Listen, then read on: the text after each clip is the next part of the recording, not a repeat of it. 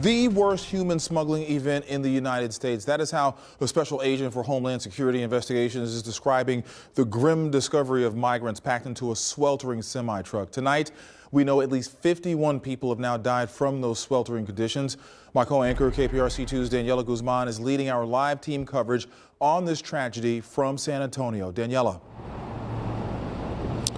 Well, Keith, it really has been an emotional 24 hours here in San Antonio and in this community after yesterday's gruesome and tragic discovery. Right now, we are live outside one of the hospitals where 3 victims are still recovering. And of course, other hospitals are going and investigators are going through the painful process of identifying those bodies that did not survive. And that process is underway right now.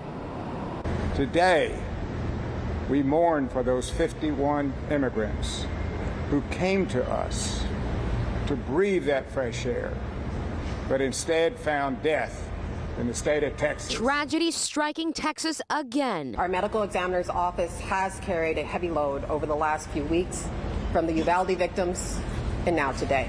Dozens of migrants inside a sweltering semi-truck facing a tragic end. With dehydration and everything, the body eventually shuts down, and that is the unfortunate situation that we had with these patients last night. There are currently 51 bodies in the custody of the medical examiner.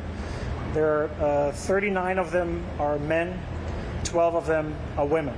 Potentially, some of them are under the age of 18. Officials say identifying the dead will take time.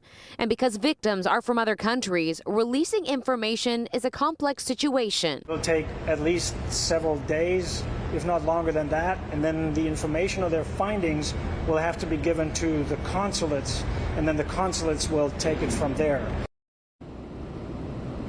Now, more than 20 victims have been identified as Mexican nationals, and the Mexican government has announced that it will help those families to help get those bodies back to Mexico and their respective countries as well. We also know as part of the investigation, 3 people are in custody at the time, including the driver of that 18-wheeler. Now, all day long, we have been at that site where that trailer was. That trailer has been removed, and it is now a memorial where several people have stopped by to leave flowers, to leave candles, to leave crosses, and pay tribute to those victims. Porque en cierto modo nos identificamos porque pues nosotros también llegamos a este país con ganas de salir adelante. That woman there that we met, her name is Fabiola, and she says there in Spanish that she can identify with those victims because she wants to come here just like they wanted to come here for a better life. They desired that better life for themselves and for their family members. Now, many people are really praying for those families as they get word as to if their family members were inside that truck or if they're hospitalized. As we mentioned, it's very difficult to identify them at this time, but that sympathy extends all the way to Houston and our community there. Our Roseanne Aragon is live tonight. She continues our team coverage from Southwest Houston, where a vigil was held and to honor those victims tonight. Roseanne?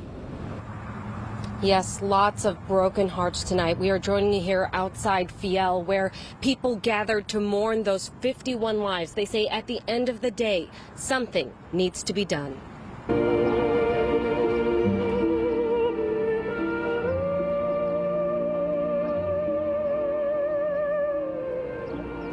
Human, okay, and this is important. 51 souls so far who perished trying to come across the border.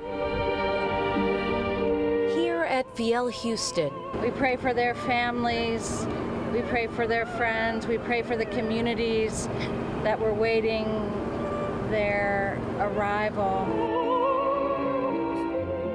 A vigil connecting human hearts. My family's from Mexico. My first language was Spanish. 51 signs to remember the 51 migrants who died near San Antonio trying to cross the border. Among them, women. Among them, children. No water, no air. The community reacting. These people comes to work, okay, and this country needs workers. This is not an open borders issue. This is a result of failed policies by both the Democratic and the Republican Party. Nobody has had the guts to fix our broken immigration system. Many now asking how many more and when will something be done? They did this again to come out to just get a better life, to get the dream.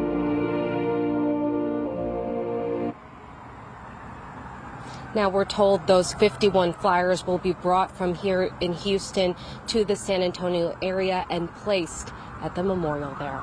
For now, reporting live from Southwest Houston, Roseanne Aragon, KPRC 2 News.